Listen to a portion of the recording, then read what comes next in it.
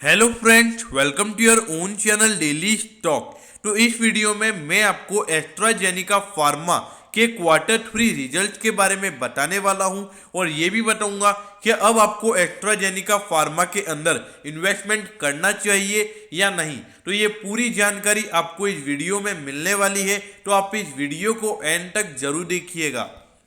और दोस्तों, अगर आपको रोज इसी तरीके की अपडेट चाहिए तो आप प्लीज़ हमारे चैनल को जरूर सब्सक्राइब कर दीजिएगा, क्योंकि आपको रोज इसी तरीके की अपडेट हमारे चैनल के ऊपर मिलने वाली है। तो चलिए शुरू करते हैं।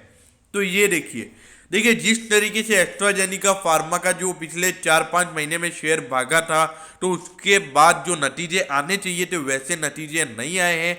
ये देखिए आप, इसकी प्रॉफिटेबिलिटी में 21% का डिक्लाइन हुआ है और प्रॉफिट अब निकल कर आया है 21.05 करोड़।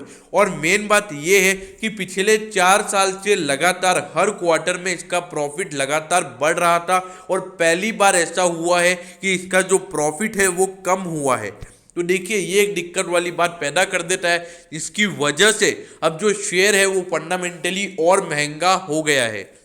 अब रेवेन्यू देखिए, मेन बात ये है कि प्रॉफिटेबिलिटी में अगर गिरावट आती तो ठीक है, ज़्यादा इशू नहीं होता, लेकिन ये देखिए रेवेन्यू में भी यहाँ पे 10.54% की गिरावट हो गई है और वो हो गया है 200.2 करोड़ का।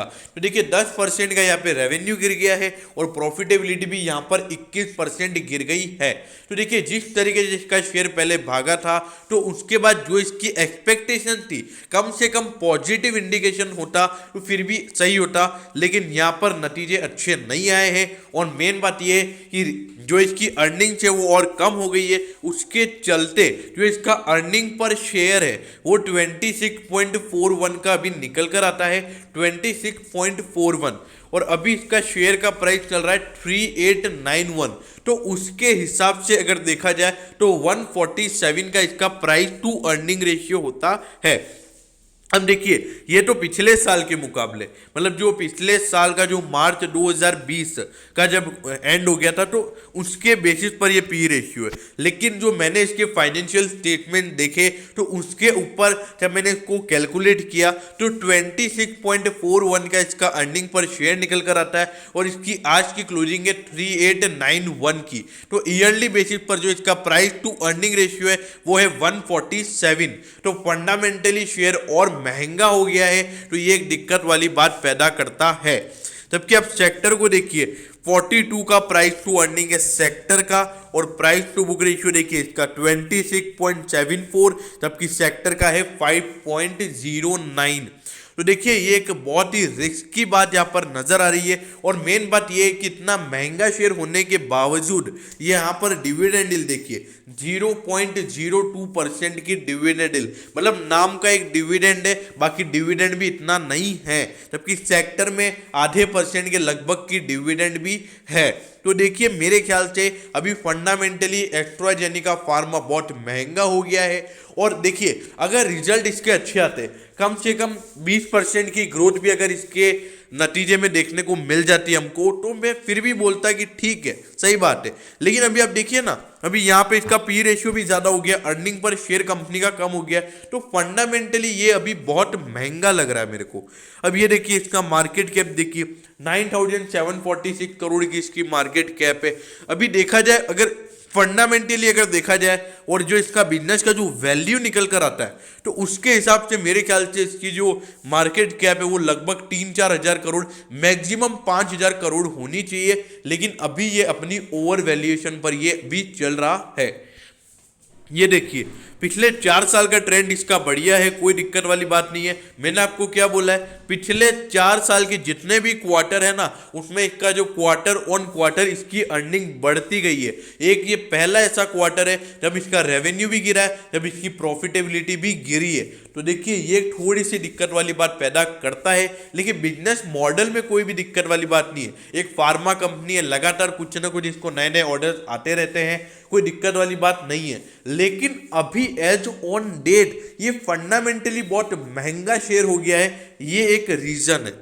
अब ये देखिए 3891, देखिए ऐसा नहीं बोल रहा हूँ कि फ्यूचर में इसका भाव इससे ज़्यादा नहीं होगा, लेकिन आज जो इसकी रेट है ना, वो एक साल बाद, कम से कम एक साल बाद इसकी ये रेट होनी चाहिए, लेकिन इसकी आज ही ये रेट है।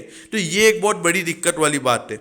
अब ये देखिए 4970, खैर छोड़िए, वो तो पूरा न्यूज़ के बेसिस पे शेयर एकदम भाग गया था, लेकिन फंडामेंटली अगर मेरे ख्याल से देखा जाए तो मैं तो इसको 3000 भी नहीं, 2500, अगर फंडामेंटली अगर इसकी एक अच्छी वैल्यू देखी जाए तो 2500 रुपये इसकी फेयर वैल्यू होनी चाहिए। लेकिन देखिए अब ओवर वैल्यूएशन इसके अंदर बहुत हो चुका है।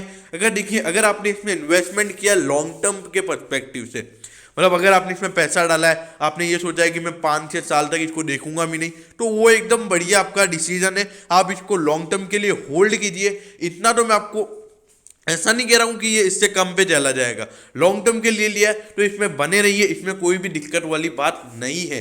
लेकिन देखिए अगर आपने इसको सिर्फ 1-2 महीने के लिए लिया है, स्विंग ट्रेड्स के लिए लिया है, तो मेरे ख्याल से इसमें से आपको निकल जाना ही बेहतर है, क्योंकि मेरे को अभी भी इसमें वीकनेस नजर आ रही है। क्योंकि देखिए अभी मार्केट रोज अपना ऑल टाइम हाई बना रहा है, तो ऐसे में किसी में भी आपको सेलिंग प्रेशर नजर नहीं आ रहा है। तो एकदम से अगर मार्केट में सेलिंग प्रेशर नजर आया ना, तो ये शेयर भी आपको एकदम भयंकर गिरता हुआ नजर आएगा और आराम से उस दिन ये लोअर सर्किट लगाएगा, ऐसा मुझे लग रहा है। तो देखिए एस्ट्राजेनेका फार्मा इंडिया कंपनी में कोई डाउट नहीं है, लेकिन फंडामेंटली ये बहुत ही ओवर वैल्यूड हो गई है, तो रिस्की तो ये है। देखिए अगर आप इसमें प्रॉफिट में है तो आपको टाइमली, मतलब थोड़ा सा प्रॉफिट बुक करना कोई बुरी बात नहीं है। इसमें आप थोड़ा सा प्रॉफिट बुक कर सकते हैं। देखिए अगर आपने इसमें लॉन्ग टर्म के लिए भी लिया हुआ, लॉन्ग टर्म के लिए 3000 रुपये पे इस शेयर को अगर आपने खरीद रखा है, तो आप थोड़ा सा प्रॉफिट बुक कर सकते हैं, क्योंकि मेरे ख्याल से इसके थोड़े से अभी गिरने के चांसेस ज़्यादा हो गए हैं, और जो इसके रिजल्ट निकल कर आए हैं वो इतने अट्रैक्टिव भी नहीं है। जो एक्सपेक्टेशन थी, जिस तरीके से इसका शेयर पहले भागा था, तो ये लग रहा था कि कम से कम 30 से 40% की ग्रोथ देखने को मिल सकती है, लेकिन वो भी देखने को नहीं मिला। तो मेरे ख्याल से एक दिक्कत वाली बात है। तो मैं तो अगर इसके अंदर आपको फ्रेश बाइंग करनी है तो मेरे ख्याल से 2500 से पहले बाय करें, वरना इस सेक्टर में और भी कंपनीज है, सन फार्मा, सिप्ला, उसमें डिविडेंड भी बढ़िया मिलता है, लॉन्ग टर्म इन्वेस्टमेंट के लिए बढ़िया शेयर है, फंडामेंटली ओवर वैल्यूड नहीं है, ज़्यादा रिस्क नहीं है, तो उन शेयर में पैसा डालिए। इस शेयर में अगर पैसा डालना है तो 2500 से पहले इसके अंदर एंट्री नहीं लेनी है। अब देखिए ये तो मेरा ओपिनियन है, मैं कोई नॉस्ट्रमस तो हूँ नहीं कि जो मैं बोलूँगा वही होगा। देखिए अगर ये आया तो ठीक है 2500, नहीं आया तो जरूरी तो नहीं हमको इसमें इन्वेस्टमेंट करना।